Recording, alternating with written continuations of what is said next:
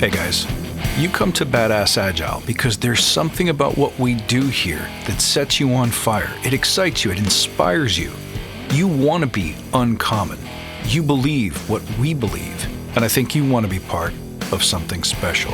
So why not click the link below to find out more about The Forge, our online leadership immersion experience.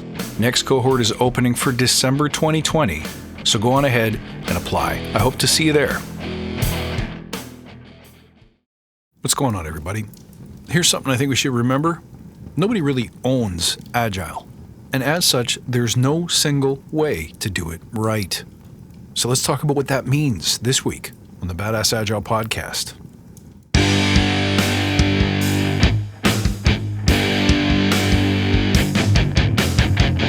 Greetings, team. Welcome to the Badass Agile podcast. I'm your host, Chris Williams.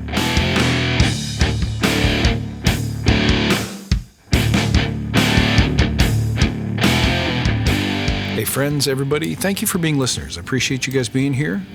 Thank you for tuning in from over 120 countries. I love each and every one of you.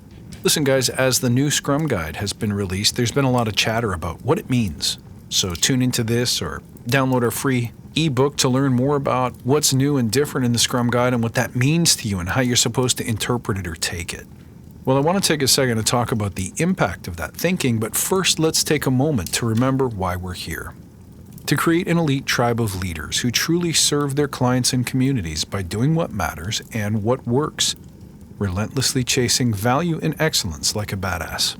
There's so many resources out there about what you need to do to be agile, but we focus on who you need to become in order to lead teams. So let's hammer down those fundamentals to create a truly unique and powerful force in this industry. And remember, guys, if this helps you, tell your friends. All right, so listen, new Scrum Guide comes out, and you have all of these people who are so-called experts on the interpretation, the definition of all the new terms and all of the changes to the guide. And this is wonderful stuff, and I don't mean to discredit the people who invented or technically own the ideas, the principles, or the writings behind existing Scrum or Agile. I don't mean to disregard those. And I certainly wouldn't want to forget about the massive amount of work that goes into, and historically has gone into, maintaining, creating, testing, getting feedback, and adapting this stuff. It's somebody's life's work, and I totally respect that. But here's something I'd like to get across. Agile doesn't really belong to anybody. That is to say, the strict definition. Number one, it can't really have a proprietary owner, at least not if we want it to work well. But more importantly, there is no singular definition to own. Here's my philosophy on why modern ways of working don't really work that well. Here's why we need Agile in the first place. Because we've been trained through school and through practice in the real world of large organizations, large-scale commerce, North American capitalism, whatever you want to call it. We have been trained how to operate the machines. So we're taught how to obey and how to respect authority, how to follow orders, how to understand instructions, ask questions, how to measure ourselves based on the context and the rules set by organizational contexts, and basically how to be a good, upstanding, high-performing employee. We're never taught to question accepted standards, to add your own mark, your own creativity to your daily tasks, whatever they may be. We're just really not taught those, what I'll call entrepreneurial or agile skill sets. So a lot of what's really exciting about Agile to me is the stripping away of those standards and conventions. It's about asking those questions we've never been taught to ask. You know, when I was a kid and I had my first jobs, we used to ask, what would we do if the boss wasn't here? And someone would hand you like a rule book because they had created a policies and procedures manual that told you exactly what was expected in just about every situation. Well, to my mind, Agile's the antithesis of that. It asks the question, what do you do when the boss is gone and there is no policies and procedures manual? That's the kind of thinking and orchestration that we're really interested in. So for example, if you and I were to work on some kind of product or project, some kind of outcome, and we were to coordinate and orchestrate our activities together from scratch, where would we go first? We'd go where we were taught. We would assume that we have an end goal, that we have a budget, a certain amount of money that we can spend on this thing, that we've got some kind of repeatable measurements or goalposts that we're supposed to measure ourselves, our progress, and our product by. So you see, we have this conception of what is the right thing or the right way to do or be agile. And the reason why this podcast has been 4 years long is there is no single way. If I could teach it to you in a weekend, I'd teach it to you and we'd be done with it. All we can learn is what's worked for others, what the framework wishes for based on its own objectives and outcomes. But after that, it's largely up to our own interpretation of how to get those outcomes. So what we know, for example, you and I building our product or project together, we know and have been taught that we want to keep a close eye on progress versus the time and money that we're slowly extinguishing day by day, hour by hour as we work on this thing. So the first thing we'd want to do is set up proper project planning and tracking and reporting. Yes? Actually, no, because we have learned, and if nothing else, Agile has taught us that the effort that goes into that reporting can easily convert into nothing but waste. Either because we're tracking the wrong things, we're spending too much time on tracking, or we're not taking the right actions based on the outputs of that tracking. So there's a perfectly good example of our first challenge working with agility. How much reporting, how much measurement is too much, and how much is too little, and therefore irresponsible. Now, if you look carefully at the Agile values, nobody actually said no tracking or reporting. In fact, Agile states very clearly that the work that we do should be made visible. And furthermore, the Agile principles themselves tell us that the best measure of progress is working software in the hands of users. So the goal, and in fact the whole point, is to find a rhythm, find a set of procedures and policies that are effective but minimally invasive. So let's imagine you decide, well, we don't need any reporting at all. Okay, that's great. That's super agile, right? We're not going to waste any time reporting our stupid progress.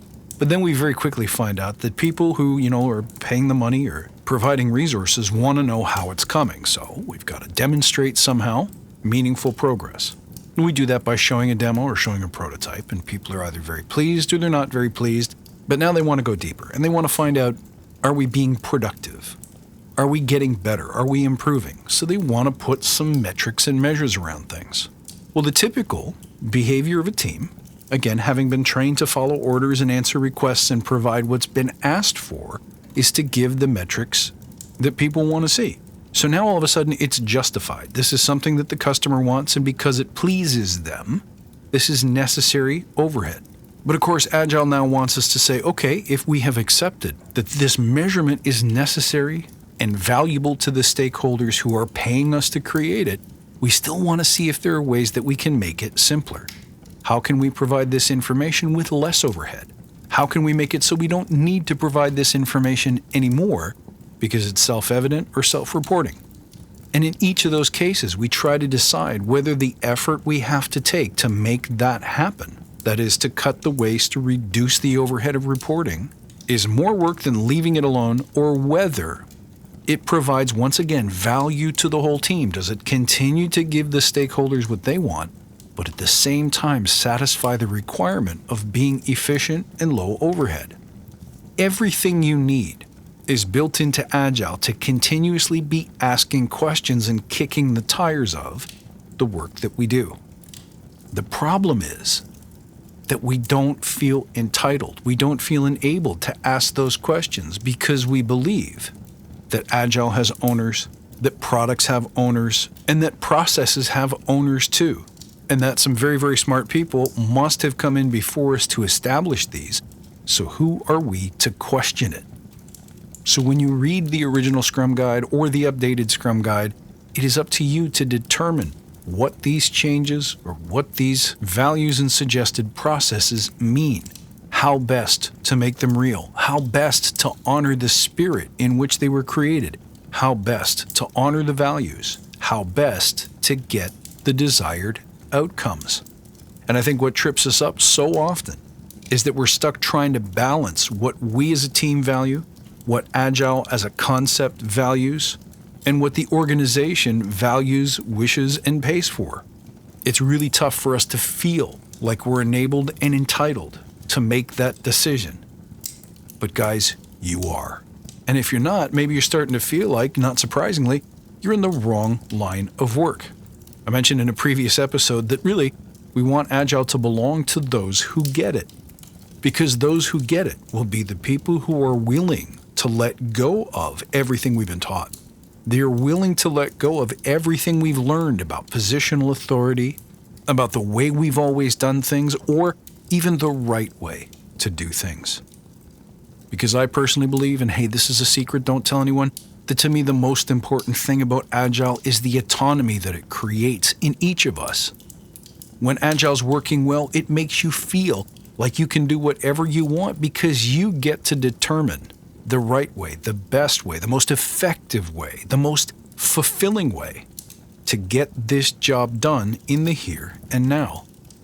And personally, I think that's one of the most important things that we as practitioners can do to create a new way of working that encourages more autonomy, that encourages more of our own sense of limitlessness, and celebrates and protects and defends our wish and desire to do our most meaningful work in a way that liberates ourselves, our customers, and everyone else that we work with. So I use just one example today of measurement, but any process from your stand-ups to how you do your demos to how you do your retrospectives to what questions you ask in your retrospectives. What does a Scrum Master do versus what do they not do? What does an Agile coach do? What does a business analyst do? All of those questions and the answers to them are yours to decide. Discover not through prose, not through documentation, but through doing what works best. And don't be thrown off by the fact that people are very, very stuck to old ways of thinking and old ways of doing. That's the whole challenge of agility. That's the puzzle that's been thrown down for each of us to solve. But make no mistake, you can do this your way. You can discover what works for your team, your tribe, your organization organically by doing. And as long as your heart and mind are centered on the ultimate goal, which is how do I provide value for my customers, for my team, while still giving stakeholders what they said they wanted. So don't let anybody read you the book this week or any week. It is up to you to decide how best to implement. And I think that's where the courage is in agility. So the sooner you get practice speaking your voice, speaking your mind, then the sooner that your grand vision for agility, for your career, for your life becomes true for you. All right, guys, let me know what you think. You can reach out at badassagile.com or find me on Twitter at badass_agile. I look forward to seeing you next time. And until then, stay badass.